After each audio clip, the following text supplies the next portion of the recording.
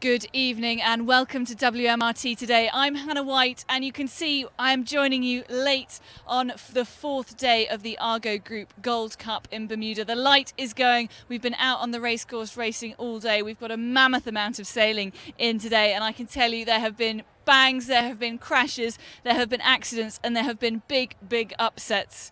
Well, we started off this morning going into the repechage round and the results were as follows. Francesco Bruni ended on 4 and 1. Bjorn Hansen ended on 4 wins. Johnie Berntsson ended on 4 wins. Eric Mona ended on 2 wins. Damien Yell ended on 1 win. And Taylor Canfield ended on no win. So that put us in a 3-way tie. We then had to go into a sail-off. And sadly, the sail-off was between Bjorn Hansen, Francesco Bruni and Johnie Berntsson. And it was Bjorn Hansen from Sweden who ended up going home at the end of that sail-off. So we then went into our quarter-final picks, and at the top of the leaderboard it was Ian Williams who picked to race against Phil Robertson. It was then Stefan Lindberg who chose to race against Johnie Berntsson. Torvar Mirsky picked Jesper Radic, and Francesco Bruni was left to sail against Mathieu Richard. Now we've been out on the water racing all afternoon and we have almost concluded our quarterfinals. I can tell you we do have 3 semi-finalists. We are just waiting on 1 more, which will be concluded tomorrow. So the quarter-final results are as follows. Phil Robertson, the big upset of the day, smashed Ian Williams 3-0 in the quarter-finals, knocking the leader of the overall title out of the Argo Group Gold Cup. In the races between Stefan Lindberg and Johnie Berntsson, Johnie Berntsson ended up beating Stefan Lindberg 3-1. Torvar Mirsky beat Jesper Radic 3-0. And I can tell you that the Francesco Bruni Mathieu Richard races has been extraordinary.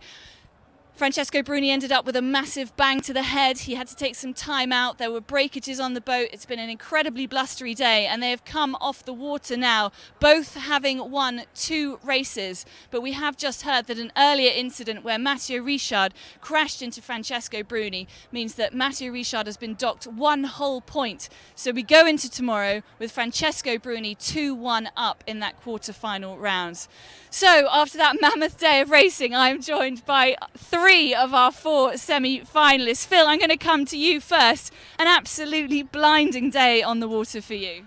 Yeah, it was. No, it was fantastic. We couldn't really put a foot wrong. I think our starts were okay, but we just got off the line with speed and we're always saying the lift off the line. So we're really happy and managed to take the lead on early in both races and then just maintain it from then on.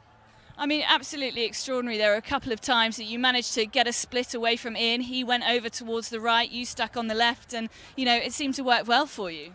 Yeah, I mean, for us, we were calling the left all day. We said the left is definitely a little bit better and it tends to stick around a bit longer. It was really hard to see because it was behind the hotel, so you kind of crossed your fingers and waited for it, but patience proved to be vital and it paid off every time we went there, so we're pretty happy. And you went 2-0 up and then you had an incident with the boat. I think you broke a forestay. Yeah, it was actually quite funny. I think we were just decided, I said, come on boys, let's get back into it and tune the boat up, and there was a bit of protest from a couple of them wanting some more rest, and as soon as we tuned it up, the forestay broke, so it was quite lucky that we did that, and yeah, had to swap over and come in and get a new boat, so that took a little while. But you did well to come back out after that in a new boat and still win. You know, we thought that might be an opportunity for Ian Williams to refocus and get back into the groove and try and get a couple back on you. Yeah, it is. I think whenever we're down 1 or 2-0, we definitely like to have a good break and try and stop. But yeah, we did come out firing again and just had a little bit more pace, I think, off the line and got the first cross again, which was perfect. And I think the guys just did a perfect job of getting the boat around the course and just going the right way.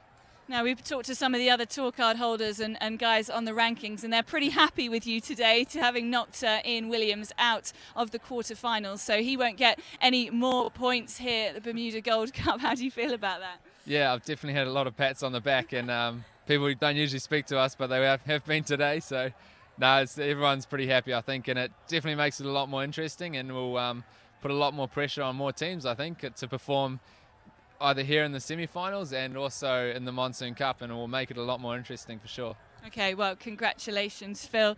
Johnie Berntsson, we're going to come to you. 3-1 in the quarterfinals against Stefan Lindberg. You must be delighted. Yeah, we're really happy with that. We needed to fight a lot. Staffan and his team did a really good job, and we in some races we needed to come from behind and pass him, and that was good for us. We feel that we have a good boat speed now, and the tactician has been growing for the day, and it's really confident for the semis. But you had a couple of golden tickets, didn't you? Because Stefan had one particular incident round a bottom mark where he lost his spinnaker over the side, and you maximised and took advantage of that situation.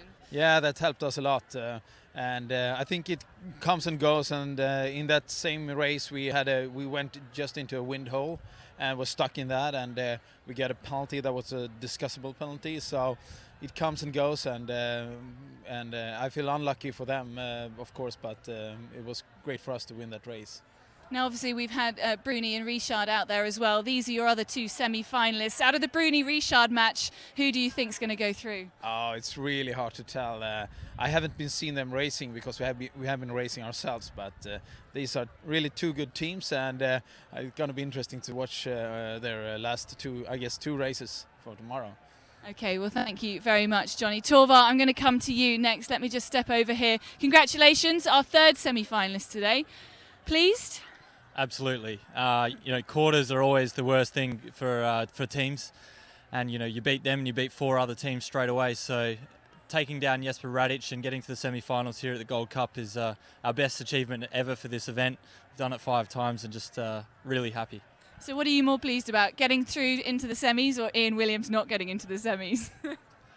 I'd say we're more pleased to get through the semis than see Ian go, but of course, to get closer to Ian on the tour points, we're really happy to see Phil beat Ian, and we think Ian's a great sailor, but we want to win this tour as well.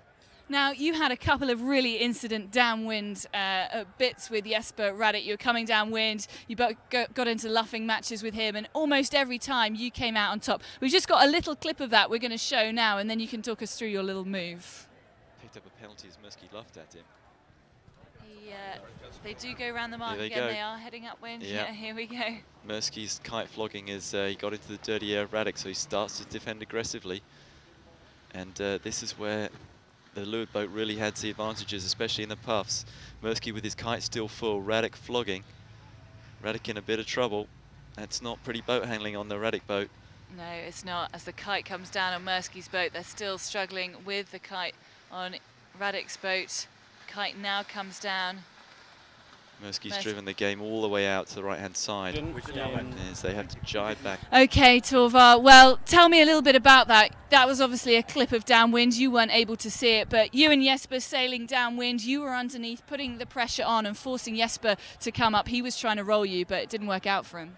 Yeah, it actually started going up to the first top mark. He caught up to us and had a good top mark set on us. And so, it's quite a long starboard downwind, and Jesper was able to, get that jibe onto starboard, and so we had to force him into a luffing match to make sure we had a chance of going around the bottom mark ahead. And thank God a bit more wind came, and we're able to, force him away from the mark. And Jesper, I think, just kept it a little bit too close, and we luffed up and, had to hit him to get a penalty, and it worked for us. We got that penalty. Okay, thank you very much, Torvar, and well done for today. We will see you in the semi-finals tomorrow. We will be bringing you all the live action of the semi-finals tomorrow. We do have one last clip to show you, and we're going to leave with that of Francesco Bruni obviously being hit on the head. We'll see if we can catch him tomorrow. I'll be back in the morning with the morning show. We've got to go now because it's getting dark, so join us then. Bruni went.